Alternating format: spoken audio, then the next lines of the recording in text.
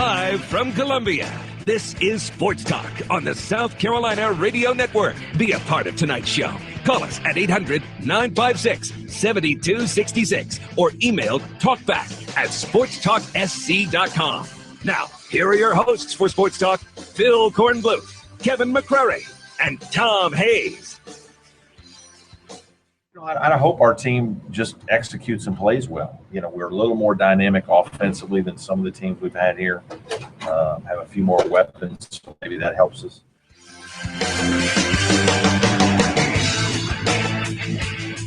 And good evening, everybody. Welcome into Sports Talk, South Carolina Radio Network here on a Wednesday night. It's Tiger time here in South Carolina as the Tigers take on Boston College tonight. Up in Greenville, Clemson trying to get a little streak going here late in the season against some teams that they should beat. They should win tonight against BC. They should beat NC State, maybe in Raleigh on Saturday. They're the better team, but being on the road, you never know. Then to Georgia Tech, then Virginia at home, and then at Boston College to close out the regular season. So it's a winnable stretch for Clemson, except for Virginia. They'll certainly be the big underdog, though that game is at home. They should have a chance to win the rest of the games. Even Virginia, they can win at home. That would be a great finish and would get them in the tournament. Meantime, when I talk about you should be able to beat a bad team on the road, well, I give you as evidence that it doesn't always play out that way. South Carolina at Missouri last night. Not only was Missouri the worst team in the SEC, still is record-wise, they went into the game moments after finding out that their leading backcourt scorer and maybe team leader was off the team. Yet they found a way to build a big lead on South Carolina.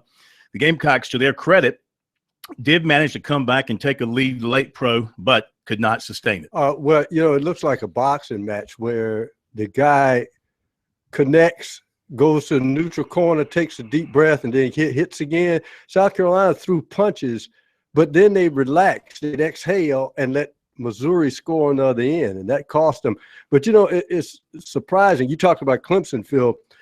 Clemson may have been helped from an unnamed source last night. Well, I won't say unnamed source, but a team that pretty much got knocked off the bubble last night was when Mississippi State hit that three at the buzzer and knocked off Vandy at Mississippi State. So that's a dangerous game. South Carolina has to go to Mississippi State. Sure. But, I think, it's interesting that sometimes teams rally when a guy is missing, and Missouri rallied, but South Carolina helped them too much last night. The most inexplicable stat of the whole game is Kaigen has taken one shot. Where did that come from?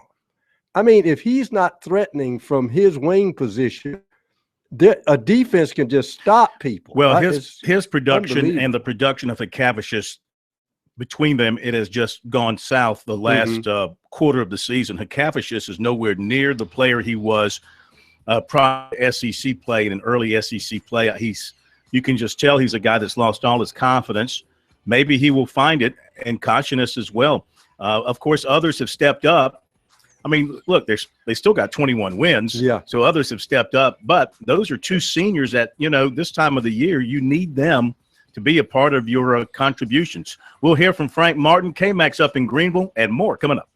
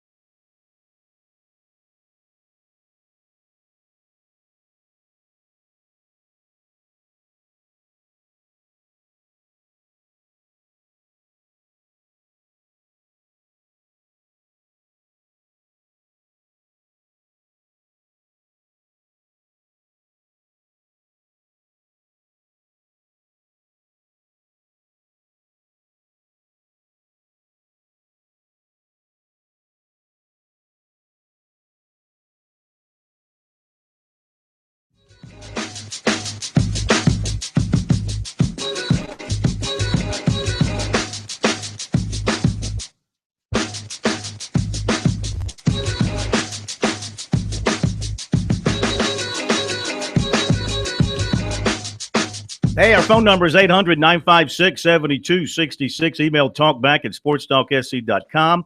And on Twitter, @SportsTalkSC is where you can find us there if you want to join us tonight to talk about South Carolina basketball last night, what happened, and what is ahead for South Carolina in terms of the rest of the season and the postseason. Also looking ahead to Clemson's game tonight against a Boston College team that is the worst team in the ACC. They have not won a league game. They're 0-12. They haven't won a basketball game. They have not won a basketball game. Make sure I'm right on this. They have not won a basketball game this calendar year. They've lost 12 in a row. Their last win was against New Hampshire on December 30th. They have lost to Duke, Notre Dame, Syracuse, Pittsburgh, Miami, Notre Dame, Florida State, North Carolina, Virginia, Louisville, North Carolina, and Syracuse.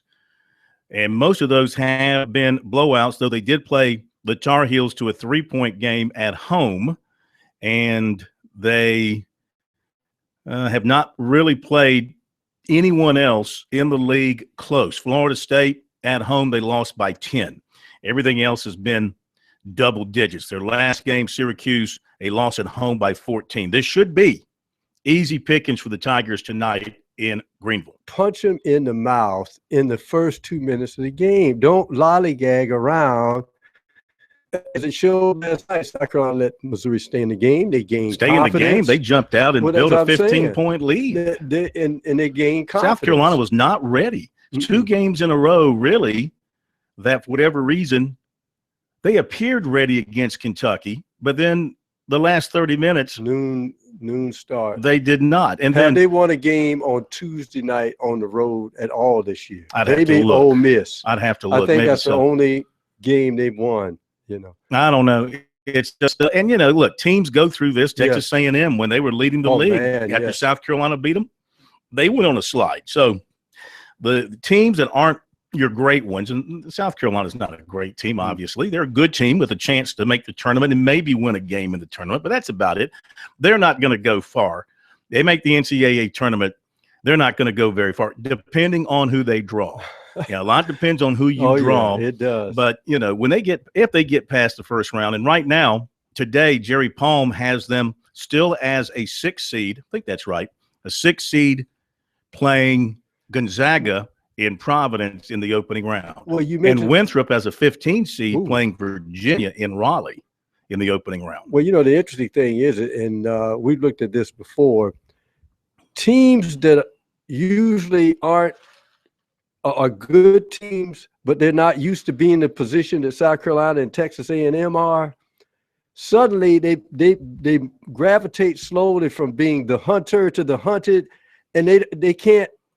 They don't see that other teams are stepping up their intensity against them because now they're the targets. Whereas a Duke who struggled in January now knows it's near March, and even with their short numbers, somehow they're turning it up because they know, because they're used to it. You speak of Duke. Tonight is one of only 2 times in the year that where you root for. Where I would say that the state of North Carolina has something better than the state of South Carolina, and that is the Duke-North Carolina basketball rivalry. It is great. I will give them their due on that, whether it's in Chapel Hill, where it is tonight, or in Durham, where it will be in the last game of the regular season. A special event. It's an event that everybody wants to watch. You don't have to be a Duke or North Carolina fan. This is sort of like the Super Bowl. You don't have to be a football fan to want to watch the Super Bowl. You don't have to be a college basketball fan to want to watch Duke and North Carolina play basketball at either of the locations. So looking forward to tonight, and then, the game at the end of the regular season. I give them that. Everything else, we here in South Carolina are better than they in North Carolina. Well, Duke and North Carolina is a microcosm of what the ACC used to be, because the special lure of the ACC, especially basketball, was its provincialism. You could conceivably, in the 8-team league, either when Georgia Tech or South Carolina was in the league, you could technically see as many as 4 basketball games in one day if you wanted to, because the teams were that close. Now, they're spread up and down the eastern seaboard, and that's not a possibility anymore. But what is it, 6.5, 7 miles from each other? 6 miles. Yeah, that's a tremendous. Can be the amount. longest 6 miles or the shortest 6 miles, depending on which side you happen to be on. Let me tell you what else is coming up. We'll have recruiting for you tonight. We'll hear from Frank Martin. We've got the all-state basketball teams that have been announced, and also we have for you tonight. We'll update what's happening in the basketball playoffs. We're going to talk baseball tonight with the new pitching coach at Clemson, Andrew C. with us after the top of the hour. K-Mac is setting up shop in Greenville. He'll be joining us from there to set the scene for Clemson and Boston College. And SC Wild tonight. Don't forget, you hunters and fisher people out there around the state, the weather is getting a little bit nicer. Time to get back to the great outdoors, drop a line or pull a trigger, whatever the case may be, or fire an arrow. You squeeze the trigger. Or throw a hatchet, or whatever you use. Squeeze the trigger. You don't pull it. Okay, squeeze. We'll let Captain Downer sit me straight on that. He'll be here at 7:30, so get your questions and comments and observations and stories ready for us there. SC Wild at 7:30. Plus several news notes to get to. Let's hit the phone lines, 800-956-7266. Let's go to Cockett. Speaking of pulling the trigger, Cockett in Columbia, listening to us on the point. Hello, Cockett. How are you? What's up? How you doing, bro? How you doing, buddy? What's going on? Hey, man, just telling everybody go out there, cast your votes. Don't complain. With our government or whatever officials do the wrong thing. I cast my vote for Rubio. I've been a conservative for a long time. I don't believe this is a political show. I think we just had Kevin Cohen for 2 hours here in Columbia. Okay, I'm sorry. I just want to throw that out there to you. I'm just going to say it, and I've said this many times. I'm going to charge you. I'm going to charge you for a political commercial. I'm going to send you the bill for. I'm talking about sports. Okay. I'm talking about sports. Okay. I said it, and I look at the schedule again. I'm really I'm very impressed with our new football coach, and I'm saying it loud and clear. Carolina gonna win 8 or 9 games this season. I'm seriously. I look at it thoroughly. I just can't wait until spring camp started so he can really get this team fired up. Physical condition, I think he's gonna do 100 times better than Steve Spurrier when it comes to conditioning and all those other things. But I say this, and I'm gonna say it again. We're gonna beat Clemson this year. Clemson already had a chance. They should have won a national championship last year, but they let Nick Saban, put a rap on his head in the fourth quarter. So that's the reason why they ain't gonna win the national championship. It's done for the Clemson Tigers. Look for Carolina to have a really good 2017 recruiting class after we have a 9-win. And when you look at the bowl, I think we're going to be 10-2. Who's your quarterback? Wow. Who's playing quarterback? It doesn't matter. Better it question. Doesn't matter Give me your 2 losses. Give me your 2 losses. Give me your 2 losses. The only loss that I might see in there out of anything will probably be Missouri or maybe Texas A&M. Missouri. Carolina going to be Missouri. Yeah. Missouri. Yeah. Missouri. Yeah, I think. Missouri. Yeah, I think that. You think they're going to lose at home to Missouri? So you think they'll beat Georgia? You think they'll beat Florida? You think they'll beat Tennessee? You think they'll beat Clemson? You think you do? You do believe this? I truly believe it. I'm just saying is when you look at it, I see this happen so many times. Yes, Clemson going to be ranked number 1, number 2 going to polls. Yes, they got a Heisman candidate quarterback. This is last year coming in. But I'm gonna say it. Usually, when a quarterback know that they're going to be a highly NFL first round prospect, it's always going to be something nick and pick going to happen. All right, thank you, Cockett. Be right back. I started to believe him until he said, they're going to lose to Missouri. Yeah, then that was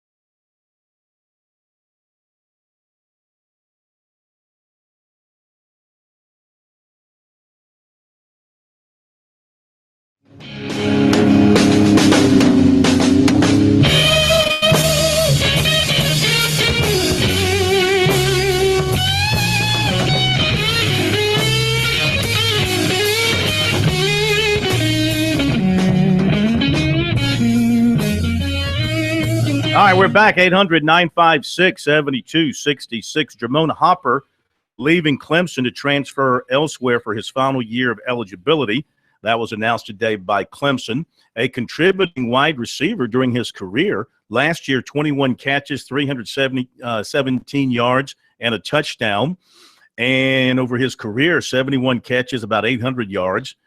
Redshirted his first year. So this is where, I mean, again, the rule is supposed to be for academic reasons is why you're transferring. But clearly here's a case where a guy who's going to be a senior feels like the people coming in are going to supplant him and get more playing time, and his playing time is going to be limited, which may or may not be the case. But whatever happened to you're a senior, why would you leave a program in a school that you obviously love? You've got your degree, and you've got a really good chance to go back to the national next year. Why would you leave there? Why not stay and fight for playing time and not let one of these incoming guys, Cornell Powell or DeAndre Overton, whatever the case may be, whoever's competing against you, whatever happened to standing in there and competing? I think this is one of the negatives of this rule because it gives somebody an out. And I know some people say, well, it gives a guy a chance to go somewhere else and play. But why not stay put and compete and get playing time where you are at the place where you've already put in 4 years of sweat equity, not to mention your entire academic career? That's just me. Maybe it was suggested. Or it could have been suggested. That too. I wasn't going to go there, but that too. Other basketball tonight in state. East Tennessee State plays at the Citadel. The College of Charleston takes on Delaware, the Blue Hens up north. Charleston Southern tonight will be at Gardner-Webb. Coastal Carolina, that's on Thursday. You know what? Am I a day ahead? You might be a day ahead. Charleston's Coastal Carolina. Why does it in my Wednesday day timer? Hump day. It is tomorrow that all right, everything I just said, forget. Except for East Tennessee at the Citadel. I think I've got this all messed up. Over under, both teams score 100 points. East Tennessee and the Citadel. All right, everything I just said, forget, because I jumped ahead in my daytime. Oops. So all we've got is Boston College at Clemson. Let's go back to the phones real quick since I screwed that up nicely. JC in Columbia, welcome in. How are you? Hey, guys, this is to your last caller that just called in. Yep. And I'm a big Tiger fan. Let me tell you this. Carolina will never go 14-0 what we've done. I'm proud of my Tigers. They ain't even got an SEC championship. You know, never is a long time. They've never even got an SEC championship, not one. So they can't talk trash about us. Yeah, they beat us 5 years in a row. They can have that, dude. You know, hang me up a SEC championship. I'm 52. I don't believe they'll ever do it. So that goes to the next last caller just called, but you know that's cocky. That's all I can tell you. That's cocky, and he might have had a little. And bring it, because we're waiting on you this year. All right, we shall see. Up there too is going to be up in the valley this year, and Clemson will be loaded, no doubt about it. We'll be back. Take more of your phone calls in a moment.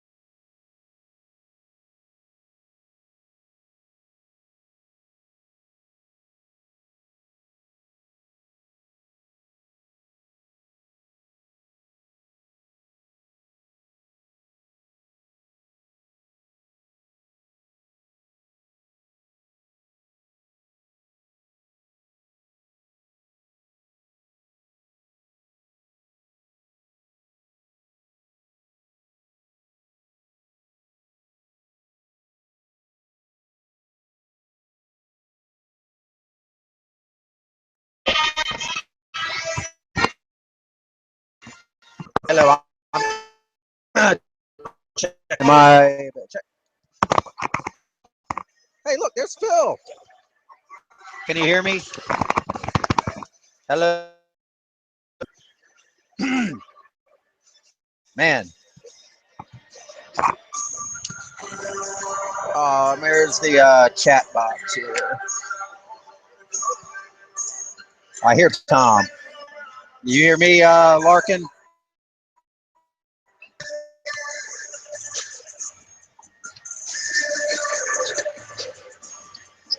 Text, tell him I'm here.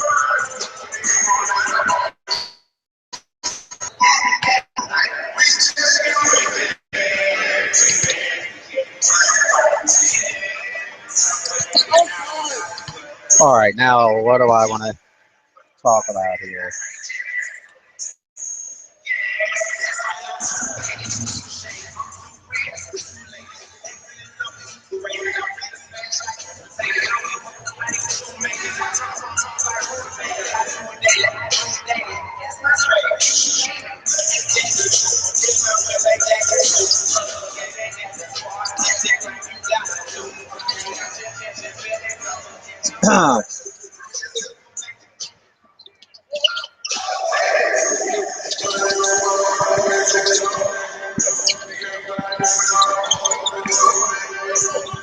Check one, check.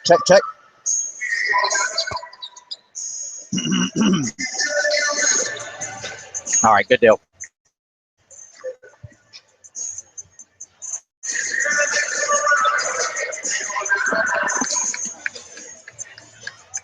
Last win was December 30th. These guys have not won in a long time. But as somebody tweeted me, it's like they played well enough to give Roy Williams vertigo.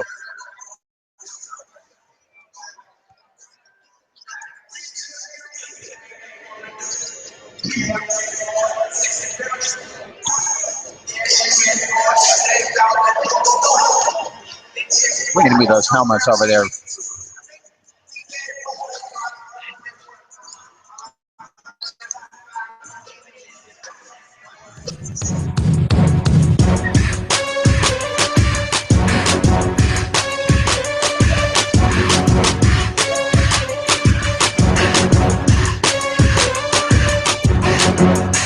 Back we are, Sports Talk, South Carolina Radio Network from downtown Columbia Main Street, because we are the Sports Talk show of Main Street, South Carolina, from the coast to the mountains and all points in between, coming to you from the capital city.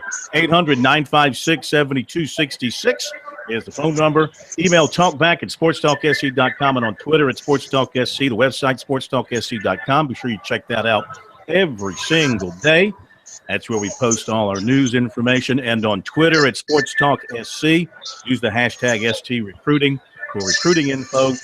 And it's where we tweet out information that we know and also information that others know. We are not so blinded that helps the work of other people, and share that with you so that you can see what other people are reporting.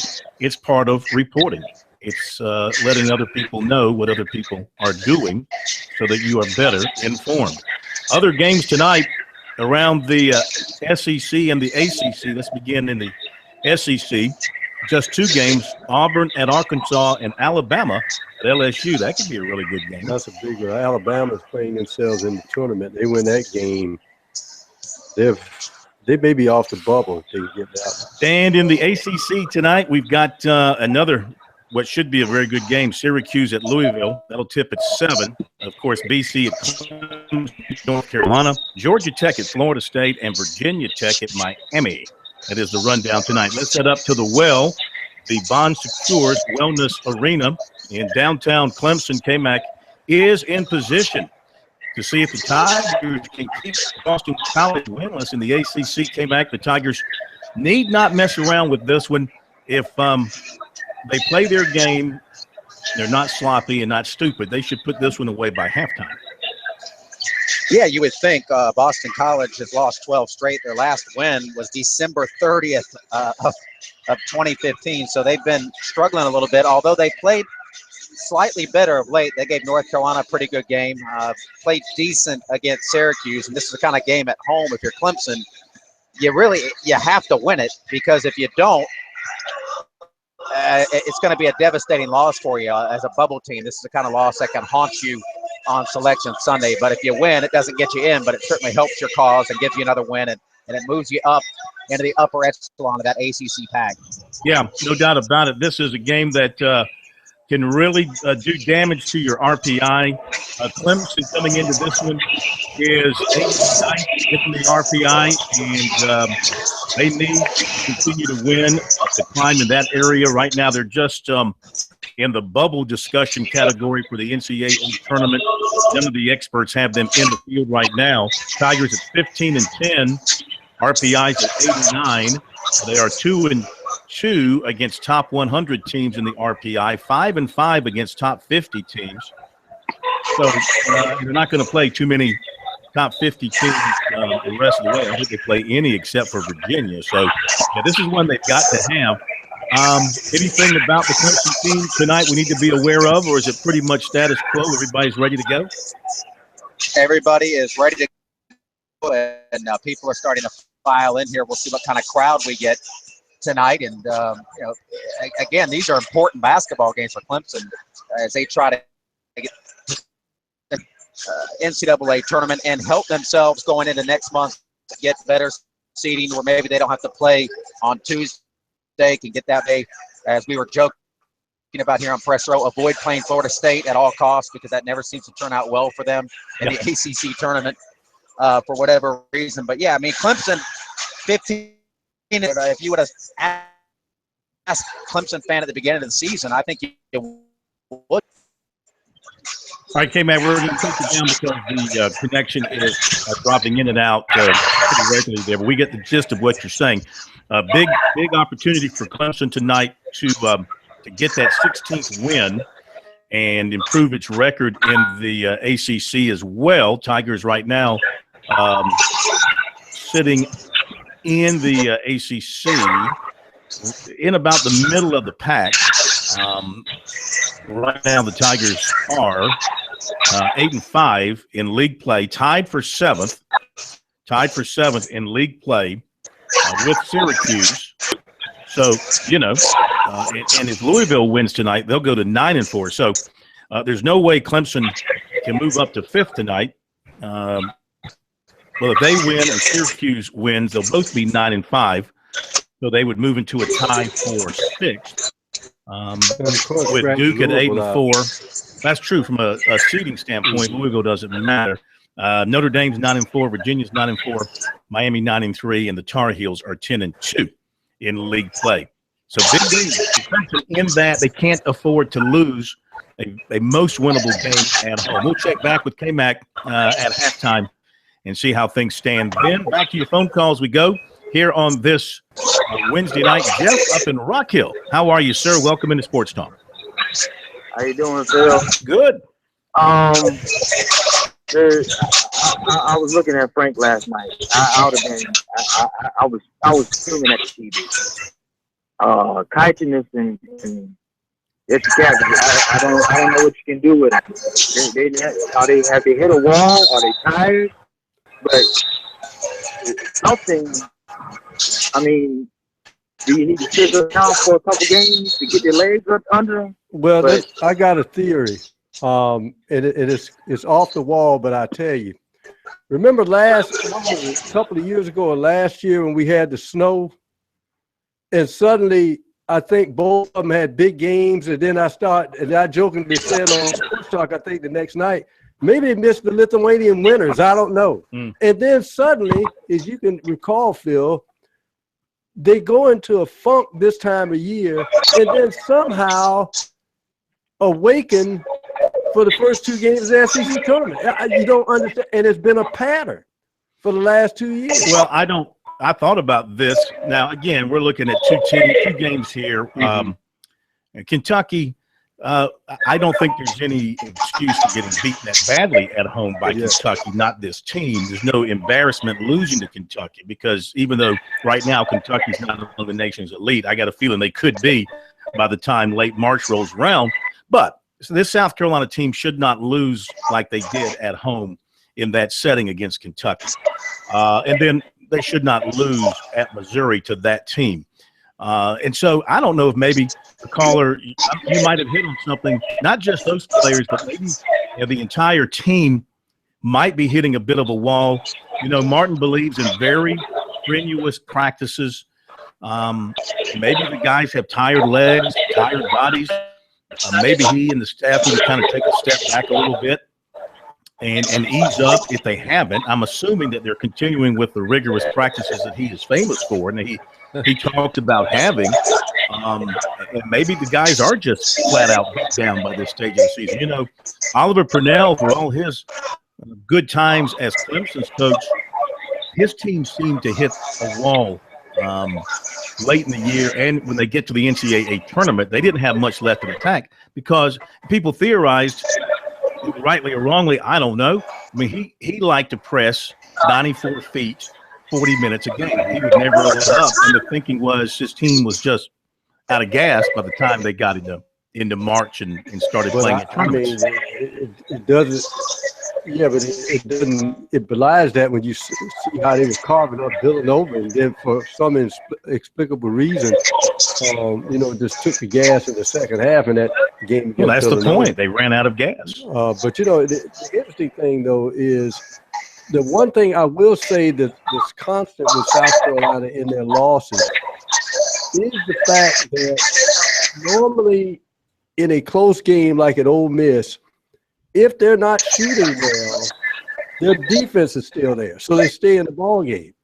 For a couple of inexplicable reasons this year, if their shooting is down early, they hang their head and the defense suffers, and they can't stay in ball games. That's why I say the elephant in the room is the fact that other than this loss to Missouri, all of their losses have not been close. It's like they give up defensively when that's not shooting. All right, thanks for your phone call. 800-956-7266, the number here on Sports Talk. We'll be back in a moment.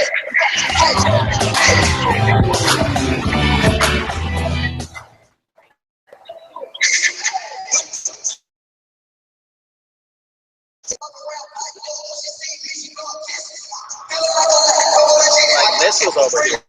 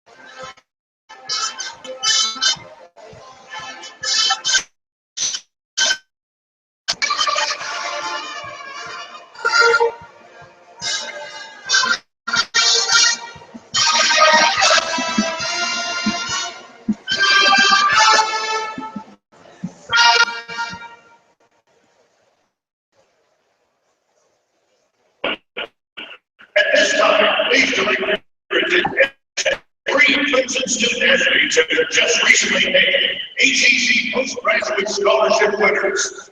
Congratulating them tonight on the court is Associate Athletic Director of Academic Services, Steve Duzan. First, Jordan Duzan, all ACC academic team member, and two-time ACC academic football member. Jordan is currently pursuing his master's degree in Clemson in athletic leadership. Jordan Brooker, ladies and gentlemen.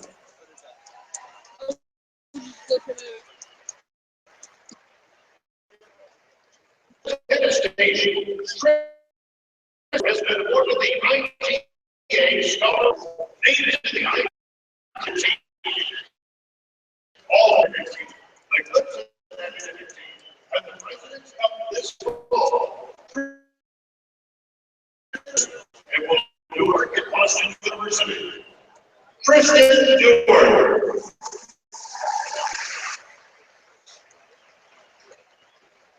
And from the rowing team, we had Ennis Constable, named to the 2015 Collegiate Rowing Coaches Association National Scholar Athlete. Academic All Atlantic Coast Conference State, Collegiate Rowing Coaches Association Scholar Athlete, All Atlantic Coast Conference State, and majors in the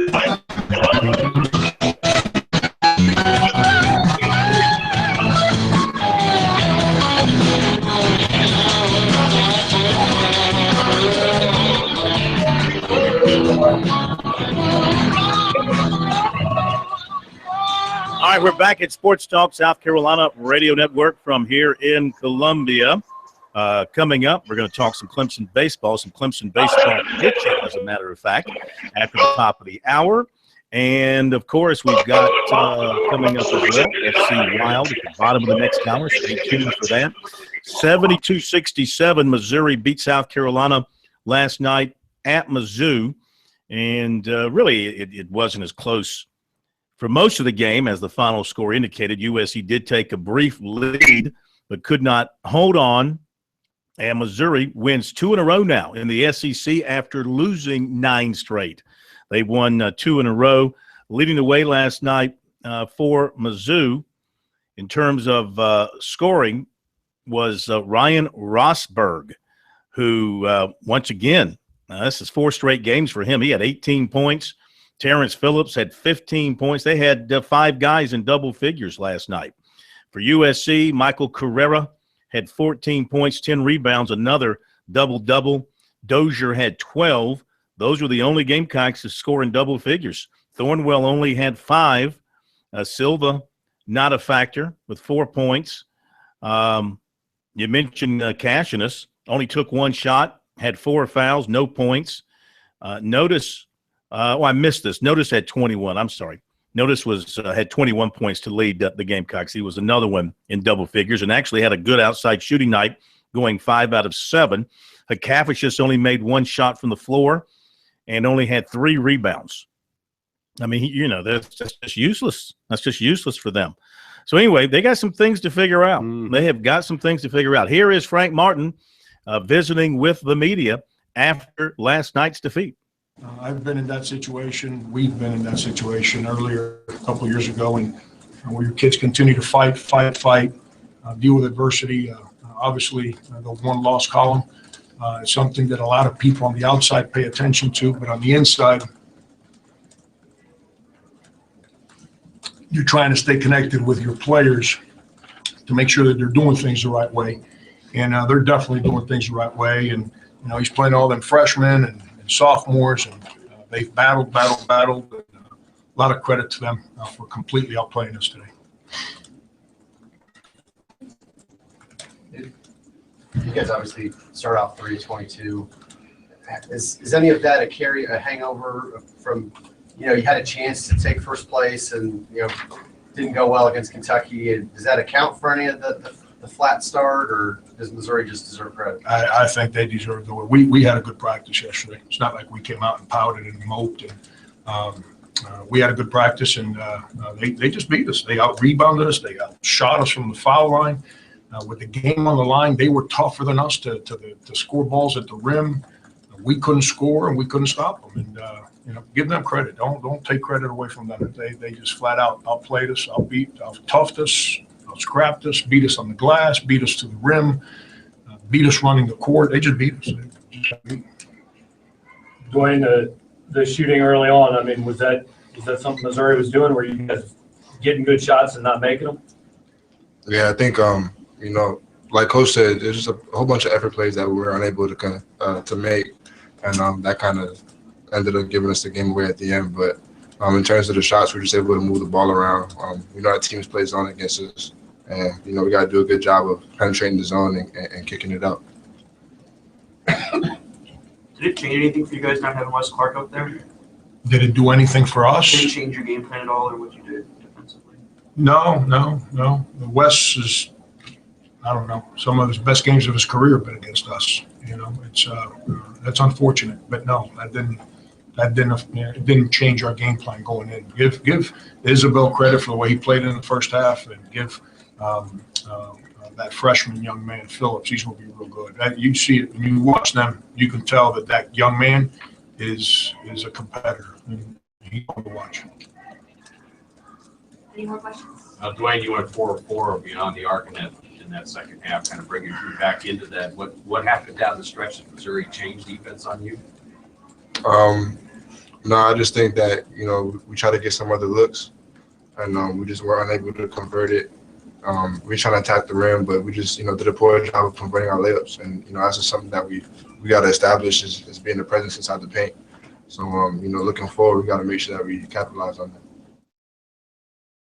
All right, Frank Martin, Dwayne Notice talking with the media at Missouri last night. The Gamecocks get Florida at home Saturday. And what time is that game, Pro? It's a noon start. Yeah.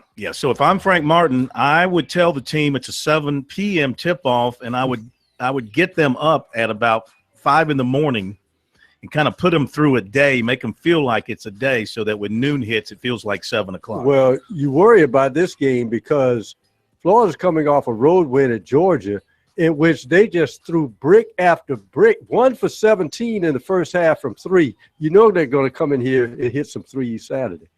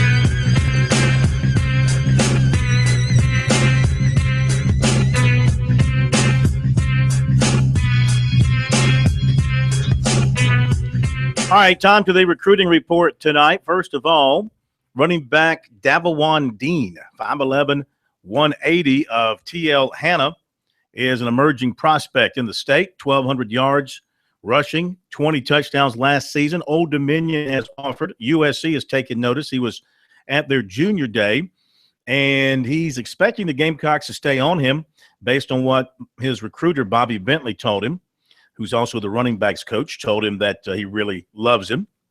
And he told him that he runs the same offense in high school they run at USC, so he would know what to expect. Visit was great, loves the coaching staff. And first time visiting Williams-Brice, really liked that. They want him to come back and visit anytime. He's going to come back for a spring practice on March 19th. And his next visit would be to Troy at the end of February. And again, he plans to revisit USC for a spring practice in March. Lawrence offensive lineman Sumi Carley, 6'5", 280. Not all that well known until going to USC's junior day and then picking up an offer. He was a tight end who played on the offensive line for the first time as a junior. Will Muschamp reviewed the film along with Sean Elliott and concluded that they like him, and he is offer material, so he got one. Said he had a great visit at USC, meeting with Muschamp and Elliott. And he still has some work to do as an offensive lineman, but he's got this offseason and his senior season to develop. And he said that Muschamp would love to give him the opportunity in the program to do that. He also has an offer from Coastal Carolina and does not have any other visits planned at this point. Northwestern defensive end Logan Rudolph was offered last night by Notre Dame. Clemson receiver commitment Amari Rogers invited to the U.S. Army All-American game in January. According to Tiger Illustrated, defensive end Trey Lawson of North Augusta will visit Clemson Saturday. USC today offered defensive lineman Kurt Hennish from Pittsburgh. In basketball, USC is showing more interest in shooting guard Kyron Bowman from Havelock, North Carolina. He's the brother of one-time USC football commitment Mike. Kyron himself was a football prospect and committed to North Carolina, then decided to go basketball. And so USC is now showing, as he says, high interest, and he has high interest in the Gamecocks. USC assistant coach Lamont Evans went to see him play, and he's expecting Frank Martin in this week. He says he'll visit after the season, and he likes Evans in particular. He has offers from Boston College, East Carolina, Western Kentucky, Buffalo, and North Carolina Central, and is averaging 22 points, 9 rebounds, and 8 assists per game this season. Obviously a heck of an athlete. All right, there you go. Recruiting. Check it out on our website, sportstalksc.com, on Twitter, #ST Recruiting. It's the top of the hour.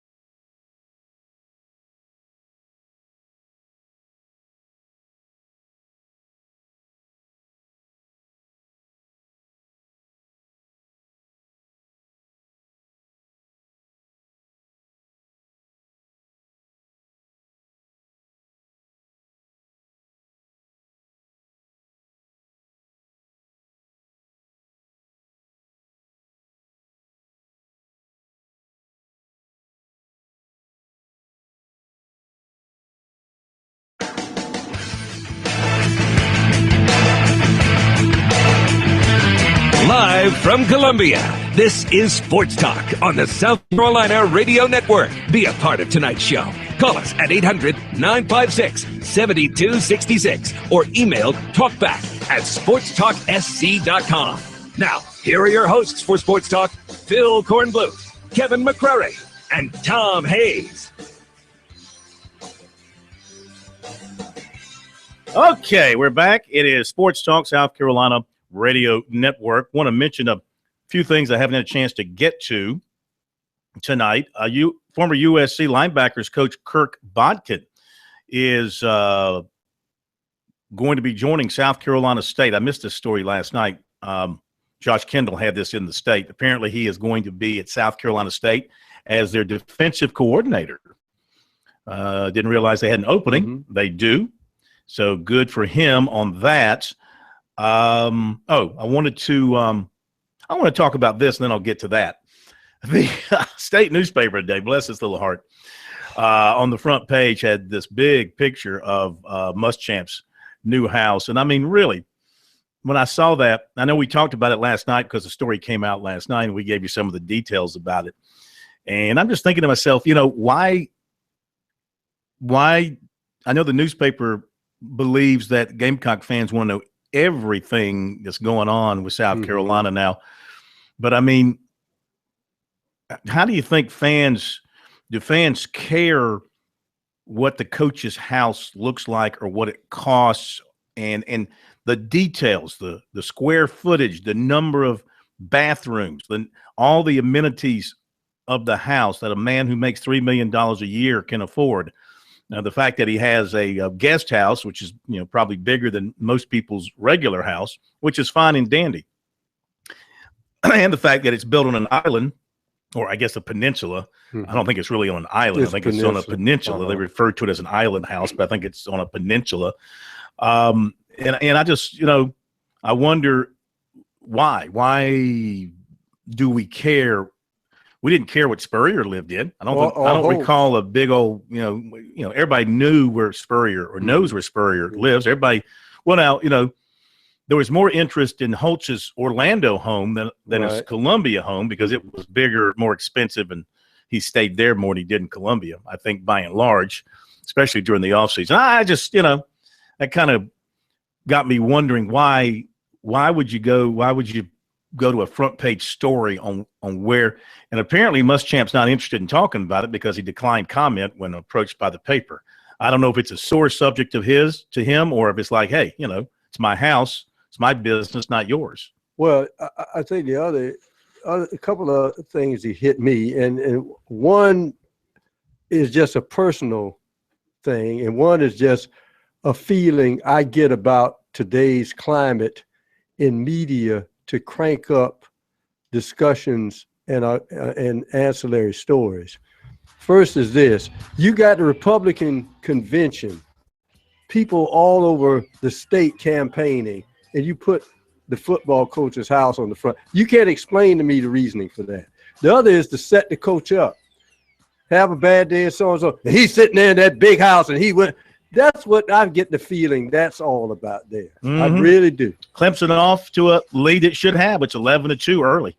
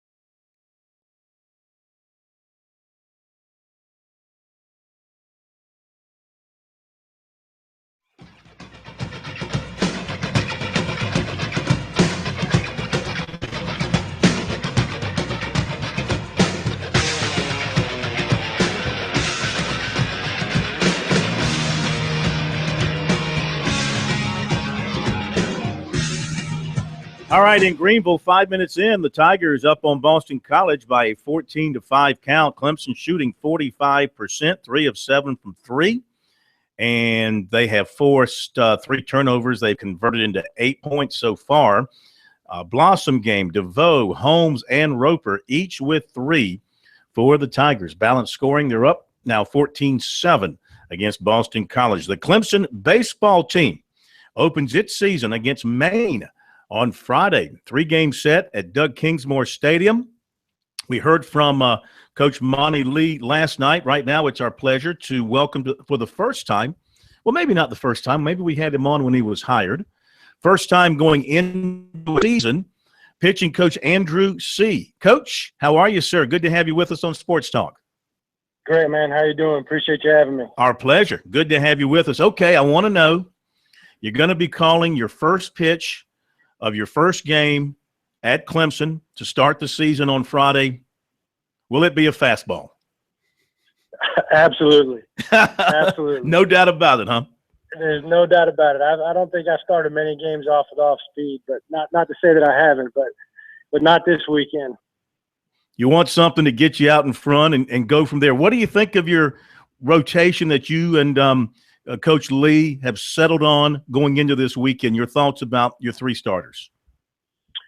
I'm excited going into the weekend. I think all 3 guys, Charlie Barnes, Clay Schmidt, and Jake Higginbotham, have done a great job since we've been here throughout the fall and the preseason of establishing, what they can do for us to get us in the right step to start a game. I think, Charlie brings a lot to the table from a competitive standpoint.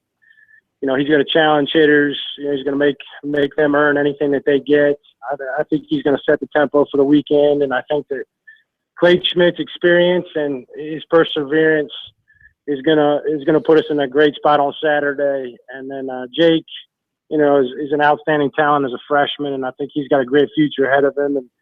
And as long as he can handle the emotions of pitching here on opening weekend and being a freshman and kind of handling everything that goes along with that, he'll get us in the right direction as well. So as you break down each of the 3, when each one, take us through each one, and when they're in, let's say, a bit of a jam, what do you like from a best pitch standpoint from each of the 3 in a critical situation that they've got to have a great pitch? I think Charlie's probably the one out of the group that can really mix it up. He's going to locate the fastball well. He's kind of what I would call an add and subtract guy. I think there's times where he can pitch backwards, pitch off his off speed, and I think he can, again, like I mentioned, establish the fastball in the inner half, which is going to be key to set up his off-speed pitches away. But he's probably going to rely on the off-speed pitches more to get him out of a jam, just like most pitchers are, just because every hitter wants a fastball, really, and with runners in scoring position. And Clay's probably going to lean more towards his changeup. He's got a power changeup, which is more like almost like a BP sinker. It's going to be a high-velocity pitch that has some depth. He's going to lean on that for both guys on each side of the plate.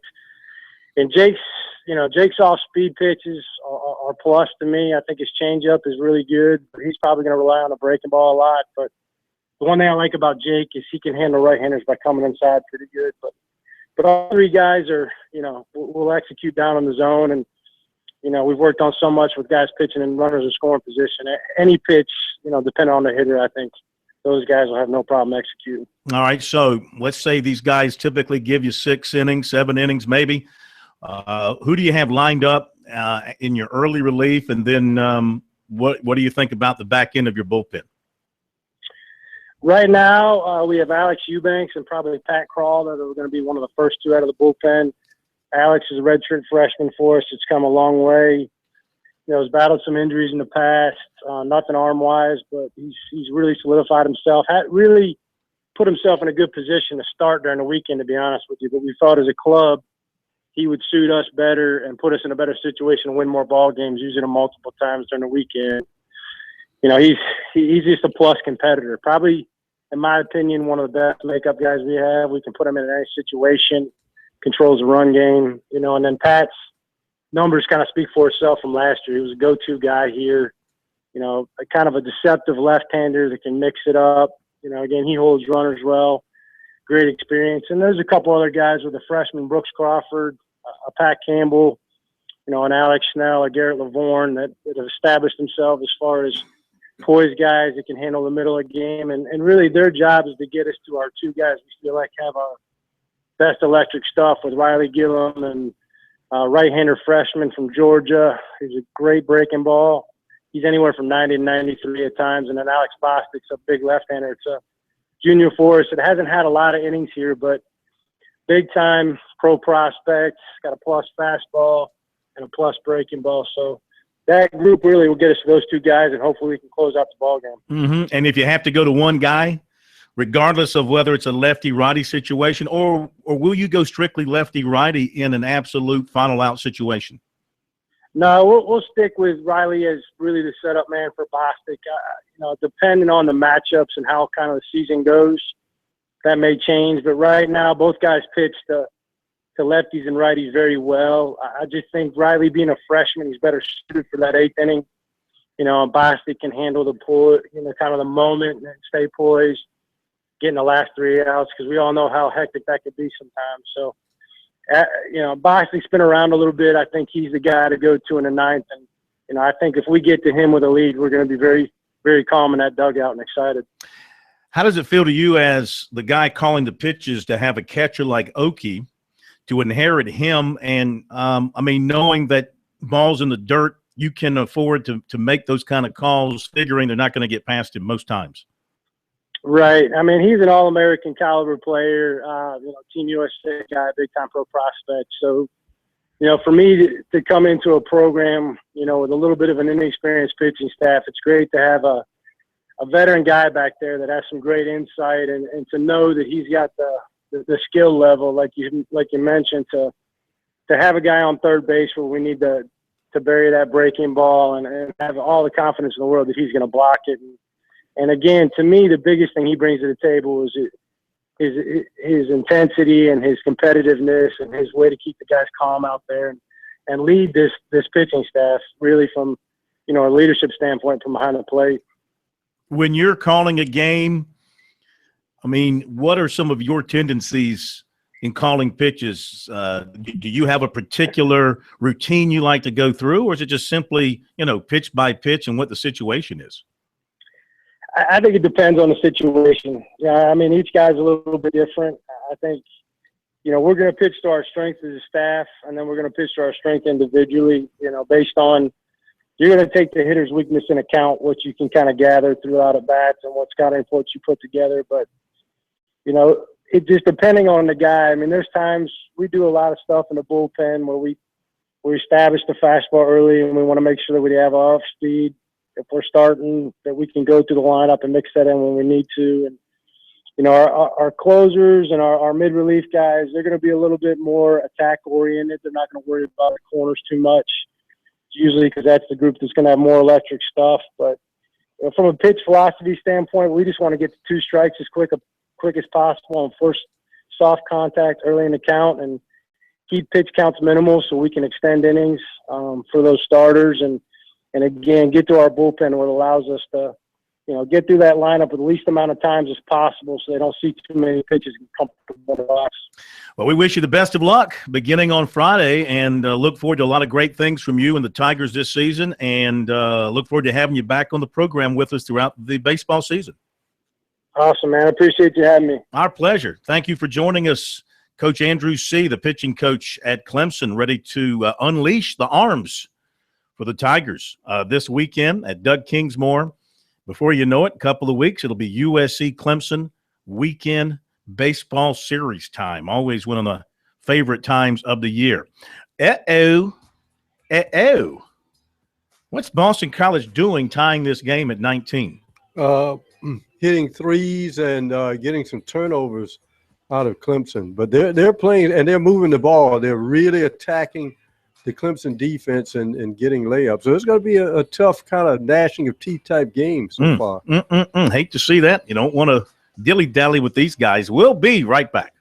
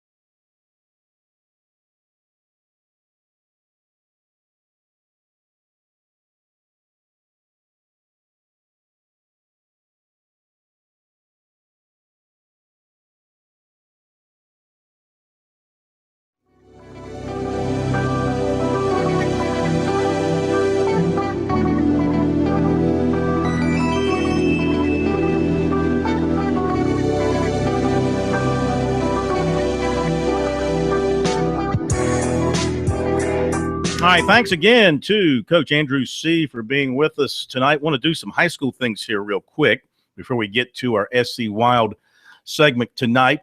First of all, the All-State teams announced today, and we'll give you the players of the year in each class. This is from the South Carolina Basketball Coaches Association.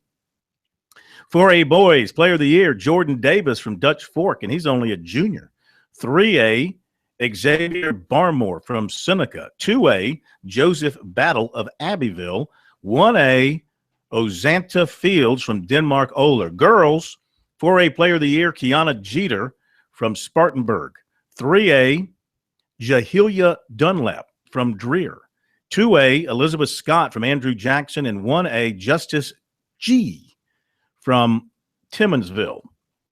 Imagine every time she makes a great move, everybody goes, G. Now, let's update the playoffs. First of all, 4A girls, and these are the games. We've already had the first round, so these are the teams that won and are set to play in the second round on the 19th. Westwood at Rock Hill, Ridgeview at Greenville, Westside at Spring Valley, T.L. Hanna at Dorman, Conway at Goose Creek, Socastee at North Augusta, Lexington at Ashley Ridge, and Irmo at Sumter. That is 4A girls. Okay. Now let's go to 4A boys, and they've got their first round games tonight. So we're not going to worry about that right now. We'll give you the results of that tomorrow night. 3A girls playing tomorrow night in the second round. Greer at Wren, Lower Richland at Lancaster, Belton Honeypath at Eastside, South Point at Dreer, Wilson at Orangeburg Wilkinson, Manning at Midland Valley, Stall at Myrtle Beach, and Aiken at Crestwood. Okay, let's go to 3A boys playing on the 19th. Richland Northeast at Seneca, Lower Richland at South Point, Union County at Berea, Lancaster at AC Flora, Wilson at Beaufort, Darlington at Midland Valley, Lakewood at Brooklyn Casey, and Airport at Marlboro County. 2A girls playing on the 19th. Fairfield Central at Pendleton, Newberry at Saluda, Strom Thurmond at Keenan, Woodruff at Andrew Jackson, Dillon at Ridgeland Hardyville, Waccamaw at Bishop England, Battery Creek at Lee Central, and Well Branch at Mullins. 2A boys, they're playing their first round tonight. We'll give you results tomorrow night.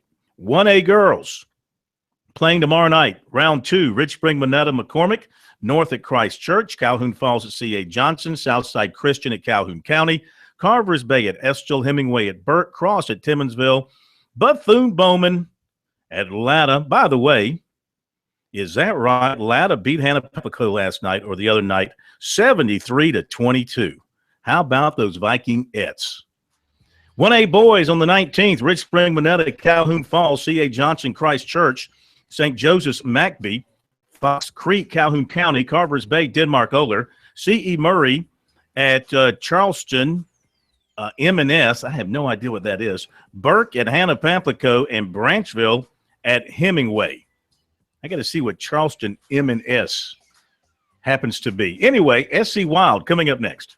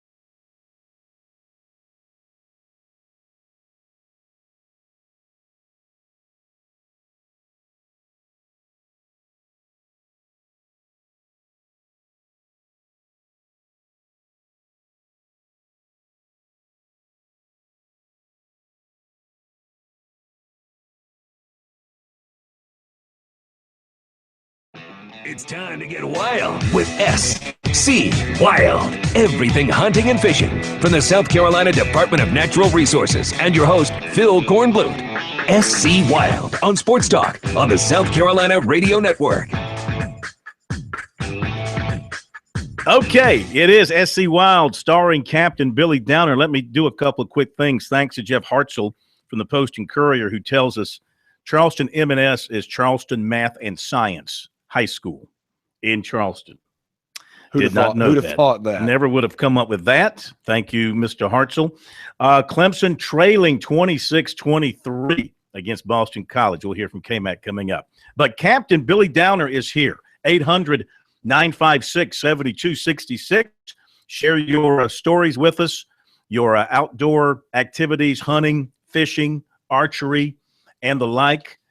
We're here for all of that tonight. If you got some great stories that you haven't had a chance to share with us since our last SC Wild edition. We missed one. We did miss one because of signing day. Yep, had a lot going on.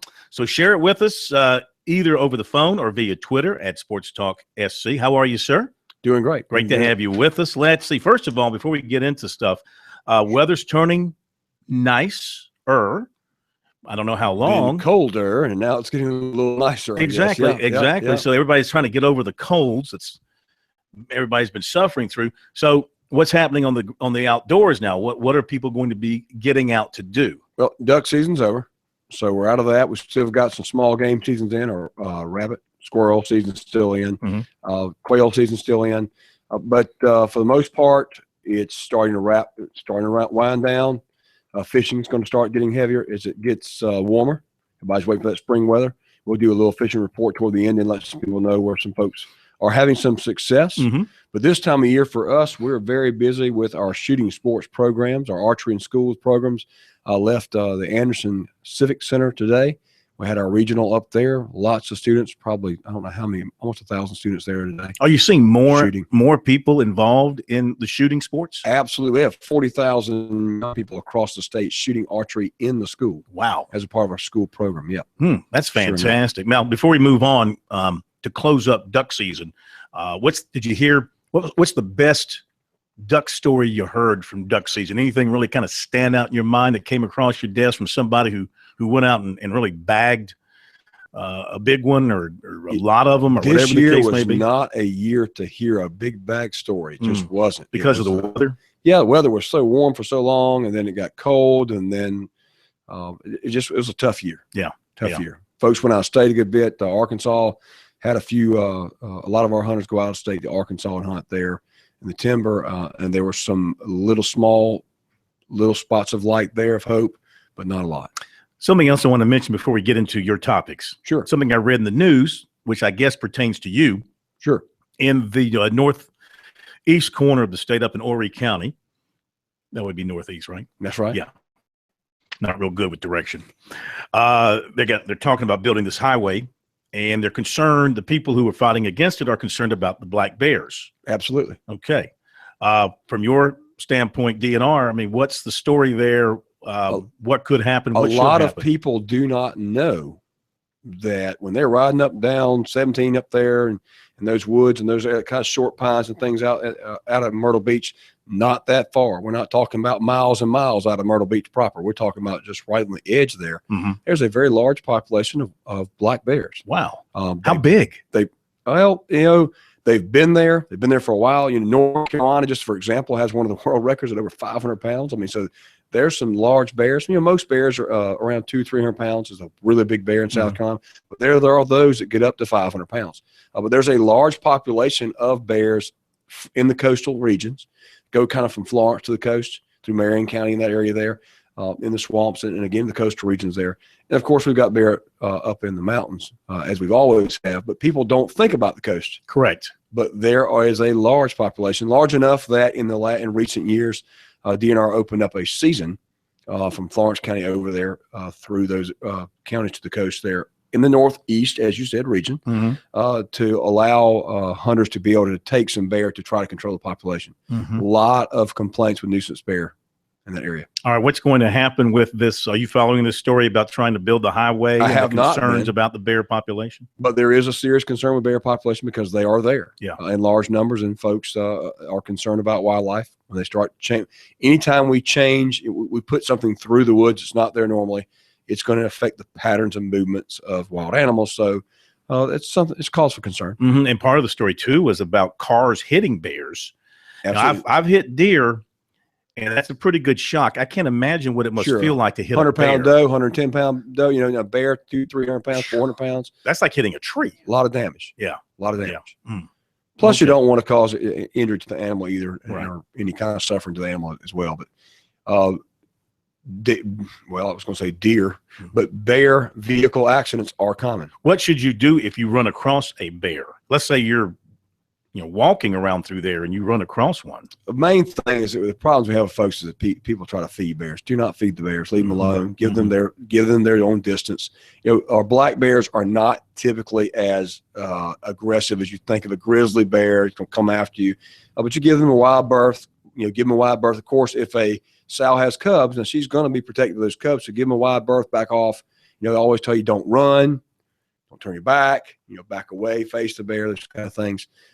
Does that work? I've always heard too, go to the ground and play dead. Well, you're talking about a grizzly bear now. Something, if to me, if it's imminent that this thing is coming after you, a grizzly bear, I guess your best option is to roll over and just, curl in a ball and wait. With a grizzly bear, totally different animal, totally different species, a lot more aggression. Yeah. Black bears, there are encounters with black bear and man where they are not friendly sometimes, but not near like they are with a grizzly bear. Would these black bears ever show up on the beach? Would they ever make it to the coast? I don't know that I've ever heard of a story of a black bear on the beach. Yeah. Not going to say it's impossible, but they're not going to go around where humans are. They don't want to go where lots of humans are. The problems come with the dumpsters and things like that. And when they get pushed into human areas where there's a lot of humans and we start putting dumpsters and things, they're going to go for easy food. Gotcha. That's the kind of encounters we end up having. Gosh. And those kind of bears get moved. All right. Anyway, if you're down in that part of the state, look out for the bears. Busy with youth shooting sports Shooting right now. sports, big deal. We had state skeet and state trap competition this past weekend. Of course, all the shooters that came to our state skeet and trap were invited from our state trap open and our skeet open. We had 265 shooters go to the skeet open and 209 to our trap open, both of which were the largest youth trap and skeet events ever held in the state. So a lot of pride in that. A lot of young people participate from schools and club teams across the state. We had about 120 each day for the state skeet and state trap. It was maxed out. A lot of shooters participated. Some names to throw out, just to give you some, I know some folks would like to hear about their local teams doing well. Congratulations to Orangeburg Prep. They took first place at the state trap championship in the school division. They were led by Frank McConnell, Wesley Watford, and Cooper Gleaton. Our high overall shooter, that's the top shooter for the school division, was Chase Wells from Walhalla High School, all the way up in Walhalla with a score of 91 out of 100. They shot 100 targets in the state event. So to shoot 91, that only meant he missed 9 times. That's it. That's impressive. That was very impressive. Club division, Mid-Carolina Gun Club over there from Calhoun County took first place in the senior varsity trap division as well. Our state skeet championship was Saturday, the 13th, followed our state trap. Newberry Academy from Newberry shot lights out. And when I say lights out, their team of 3 shot a total score of 281 out of 300. So out of the 3 young men, they only missed 19 times. All right, let me ask you real quick to explain the difference between trap and skeet. Absolutely. Yeah. Trap is a game that's it was originally designed to help shooters get better at flushing games. So trap, you stand back in a line, 5 on the course, 5 in a row, and the trap is out in front of you in a box, and the trap throws out kind of from left to right at angles. Okay. And it varies. So you never know where it's going to come out. Okay. When you call it, it's going to go. And that bird could be to the left 30 degrees, to the right 30.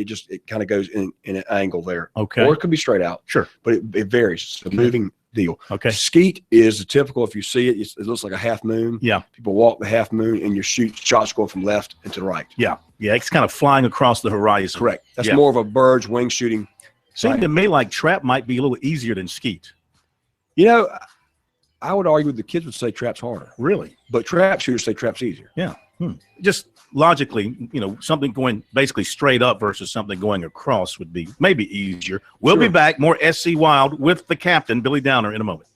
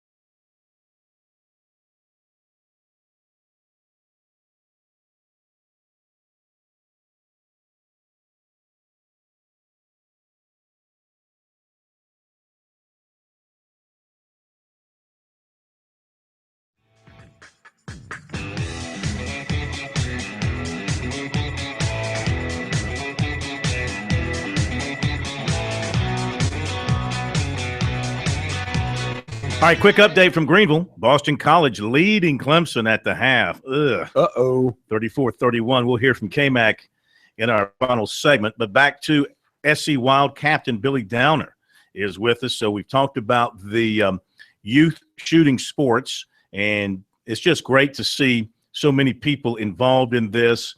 And it's also great to see what DNR is doing in terms of rewarding the graduating seniors. Absolutely. With scholarships. We did. We gave $14,000 in scholarships away this past weekend. Wow.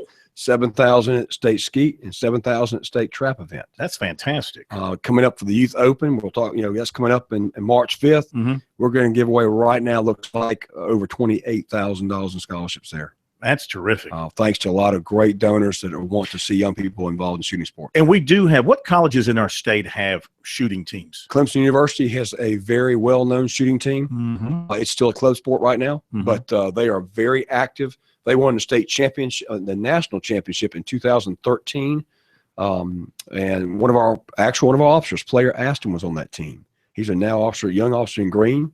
He came up through our shooting sports program back in the early days, and he went to Clemson and he won a national championship. Aston, A-S-T-O-N? A-S-T-O-N, yes. Does he have lateral roots by chance? He is from up that way. That's Where? correct. Well, his dad is Bill Aston. They're up from Dillon County area. That's a buddy of mine. There you go. Yeah, Bill Aston and I went to high school together. Well, there you have it. And his brother, Jim Aston, was a terrific quarterback and point guard. He wasn't a part of the incident at the tennis courts, was he? He might have been there. I might have to check with Bill. Because Bill I think he is an outdoorsman hunter. He might have been the one absolutely is. He's one of our coaches. He might have been the one to slip me the double. There we go. The what's it called? The 12 gauge. Oh well, whatever it was. Well, back to it. What about it? What you didn't say the Citadel?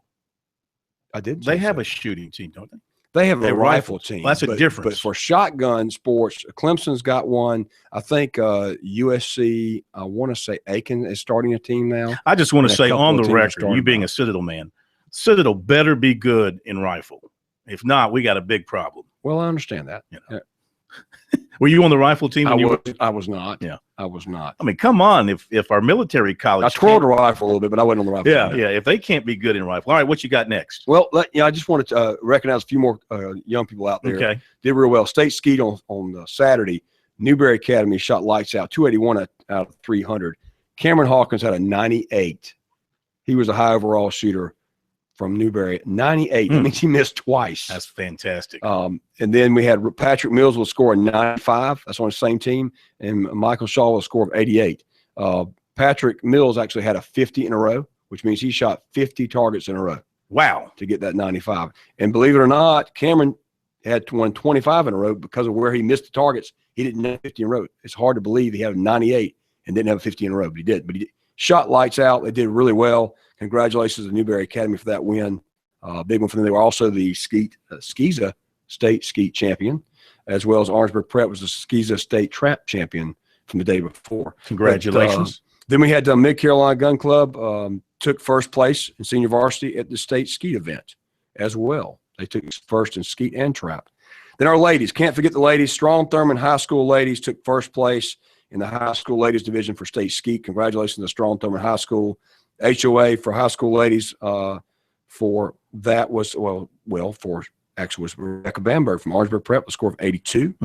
Richland Creek Top Gun ladies squad took first place in the club division at state trap event. They were led by Madison Sharp, Michaela Porter, and Elizabeth Easler.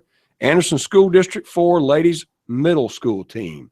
The little middle school team placed first in both state skeet and trap. Wow. Congratulations. Then we have middle schoolers shooting as well. That's great. So a lot of excitement. You're about to convince me to give up golf and take up shooting. I'm telling you, it's a lot of fun. But again, these kids, they shoot, they practice a lot. They put a lot of time in there. It takes focus and determination. It takes a lot of, they've got to focus. They've got to learn to really be responsible and watch that target. And it translates over to the school because I was talking to one of the coaches. He was talking to some of the coaches, and interesting little fact that he was checking on, a lot of the shooters are in the top 5 of the class, which means they got to think, they got to focus, they got to learn. And so that translates into the classroom too. So it's great there. That's great. Shows some dedication and some discipline too. It was, but the $14,000 in scholarships gets parents' attention. Oh, no question. These scholarships were given away to these high school seniors. Again, we give first, second, third place, and then we have giveaway scholarships for those that are there. If they're a high school senior and they attend the event, they make the state event, there's a chance to win a scholarship as well. So it was a great weekend. Looking forward to March 5th, the Open. So a lot of fun coming up. We're looking at over 500, probably 550 youth shooters, 2,000 people there. And that's going to be where? It's going to be at the NWTF Palmetto. Okay. Shooting complex in Edgefield, South Carolina. Fantastic. All right, hang on. We'll come back. We'll get a quick update from K-Mac up in Greenville, and then let you touch on some water stuff, some fishing stuff. Oh, yeah, real we'll do a quick. saltwater fishing report. That sounds good. It's SC Wild with Captain Billy Downer of DNR with us here on Sports Talk.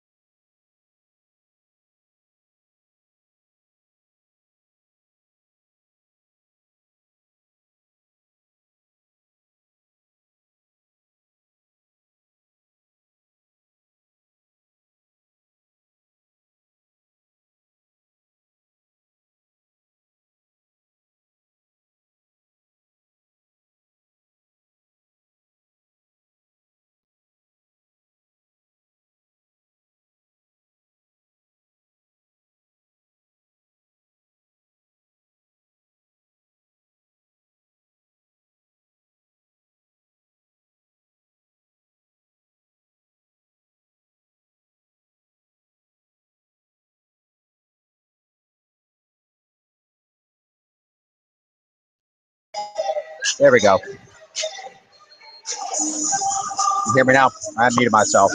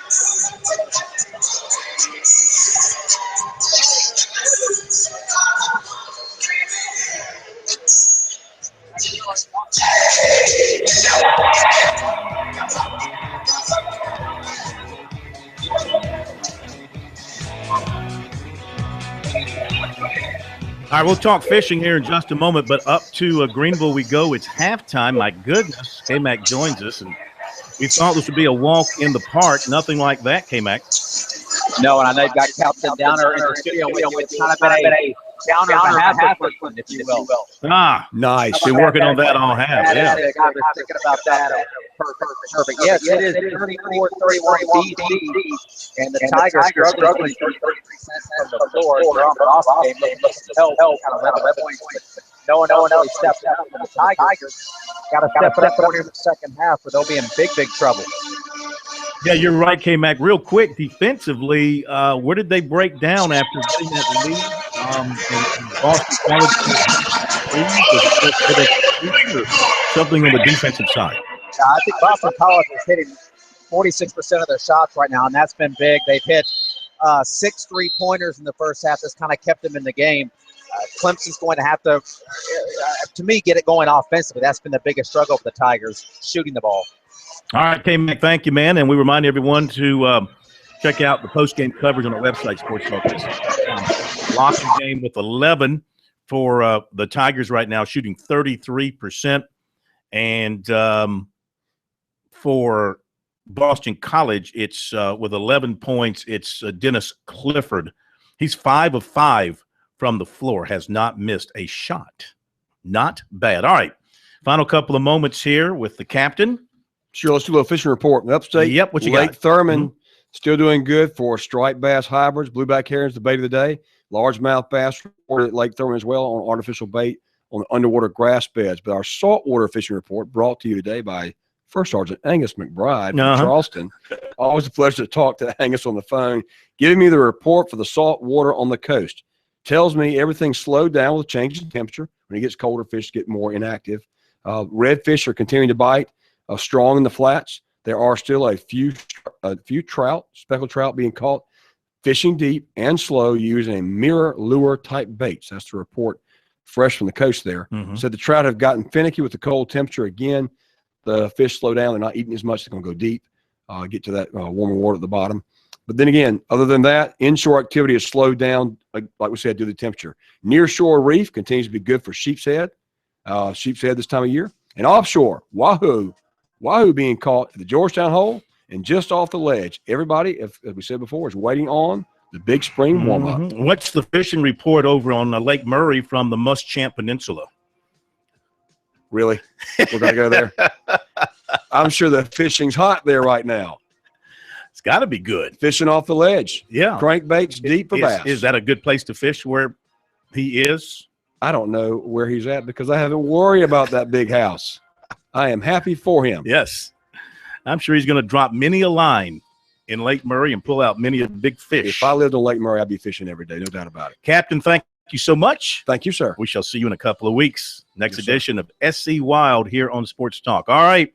See if the Tigers can rally here in the second half. Not a big rally, just a little rally. See if they can get it done. I'm rooting against Duke and against North Carolina tonight, so I don't know who I want to see lose more. We shall find out. Thank you, LB. Have a great night, everybody. We'll see you tomorrow.